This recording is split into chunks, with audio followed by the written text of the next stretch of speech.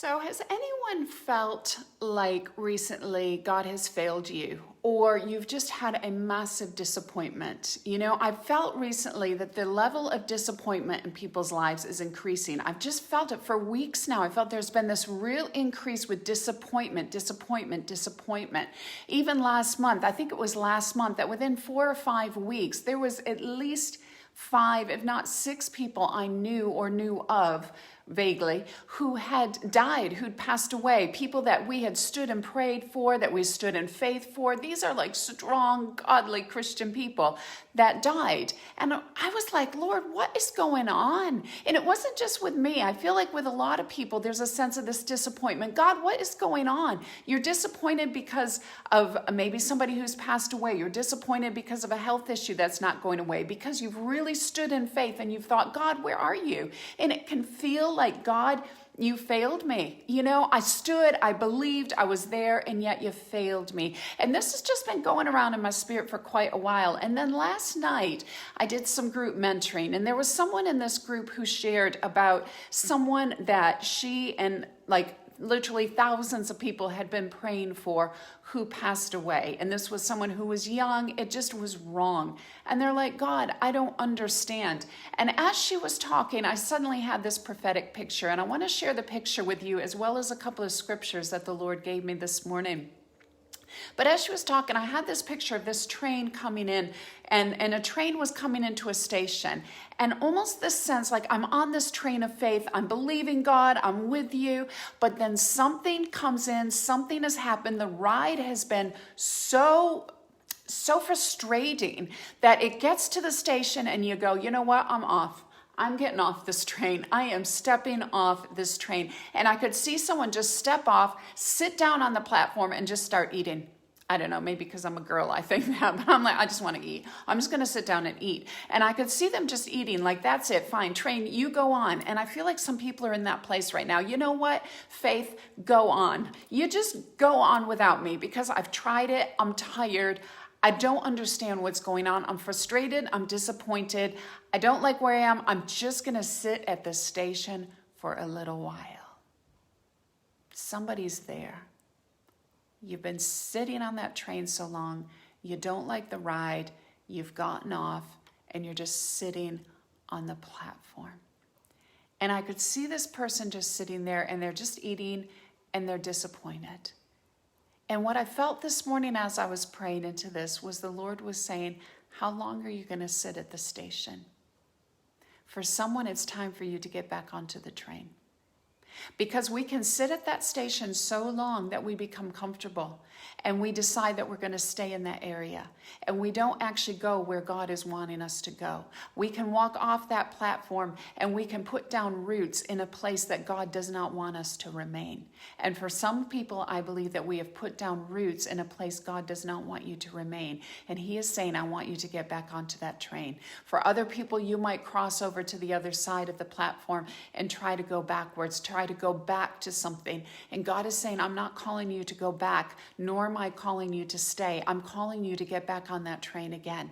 And the phrase that I used last night in this mentoring, or I felt the Lord just speaking through me, was do not gorge on disappointment. That for some people, we are gorging on disappointment. And God is saying, it's time to stop. It's time to get back on the train. Now, let me say, there is a time to rest. There's a time to be at the platform. There's a time to question God. There's a time to say, where were you? There's a time to say, God, I don't understand. There's a time to really, you have to look at that disappointment. I'm not saying to ignore it. I'm not saying get all super spiritual about it, but I am saying don't let disappointment have the last word. Don't gorge on disappointment, and don't stop at a station God does not want you to stay at. And what I can see is I can see Jesus standing at the door of that train, and it's getting ready to go. And He's saying, is anybody willing to get back on again? He's looking down that platform. He's watching to see who's willing to say, I will stand up and I will get back on again. I want to read a couple of scriptures out of Philippians. In Philippians chapter 3, it says this in the Passion Translation. This is the Apostle Paul talking. And before this, he was sharing about his accomplishments, and I've done this and I've done that, and I have this great passion for the Lord, and I'm consumed with my passion for God, is what he's saying. And then in verse 12, he says, but I admit that I haven't yet acquired the absolute fullness that I'm pursuing, but I run with passion into his abundance.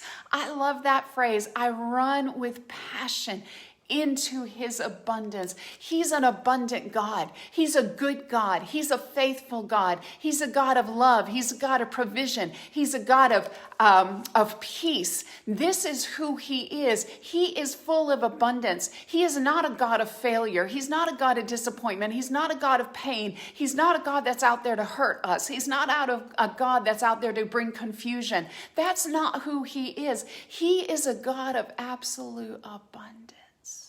That's the truth of who he is. And that's where the train goes, into his abundance. And the Apostle Paul is saying, I run with passion into his abundance so that I may reach the purpose that Jesus Christ has called me to fulfill and wants me to discover. There's a purpose he's called you to fulfill that he wants you to discover, and it is found in his abundance. It's not found in the disappointment. It's not found in that place. It's found in the abundance, and the abundance is before us. He goes on to say this, I don't depend on my own strength to accomplish this. However, I do have one compelling focus. Listen to this phrase.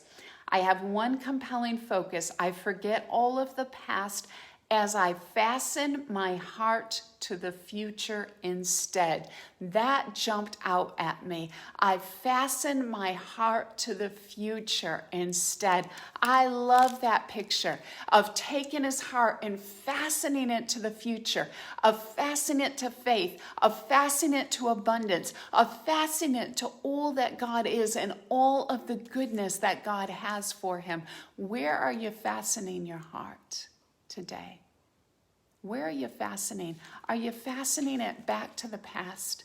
Have you fastened it to the pain? Have you attached it to the hurt? Have you grabbed hold of that disappointment and let your heart be torn back toward that?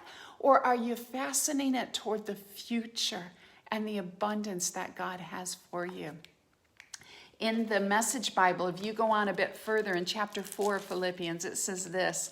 In chapter 4, verse 6, don't fret or worry. Instead of worrying, pray. It's so simple, but it's so hard.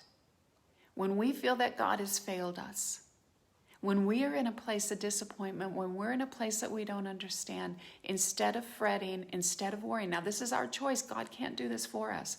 Instead of fretting and worrying, pray. How do we pray? It goes on and says this, let petitions and praises shape your worries into prayers. Let petitions and praises shape your worries into prayers. Let petitions and praises. God, I praise you for your goodness. I praise you for your faithfulness. I praise you for your holiness. I praise you for your love. I praise you that you're with me. You're not against me. I praise you that you have a hope and a future in front of us. I praise you for heaven that is filled with so much goodness and abundance and joy and peace. There's no more sorrow. There's no more tears. There's no more struggle. There's no more confusion. There's no more pain. I praise you, God. That is what is in front of me. That is at the end of this train journey. That in the middle of disappointment and confusion, and I don't understand, and I feel like there's delay and there's pain, and I can't see a way forward. God, I attach my heart to the future, which is good and which is filled with praise and abundance. And which is filled with the love of God, because that is where you are residing. And because of that, God, I step onto the train and I say, I'll do this journey with you. Through the tunnels, through the dark places, through the confusion, I choose to step on and to trust in you, Lord, with all of my heart, not leaning on my own understanding. But in all of my ways, God, I will acknowledge you. You will direct my paths. Let praise shape your prayer. and let praise and prayer put you back on the train. No more gorging on disappointment, but feeding on faith and attaching your heart to the future, which always, with God, is filled with abundance and goodness at the end of it. That's my prayer for us today. I hope that blesses you. Have an amazing, amazing day, guys.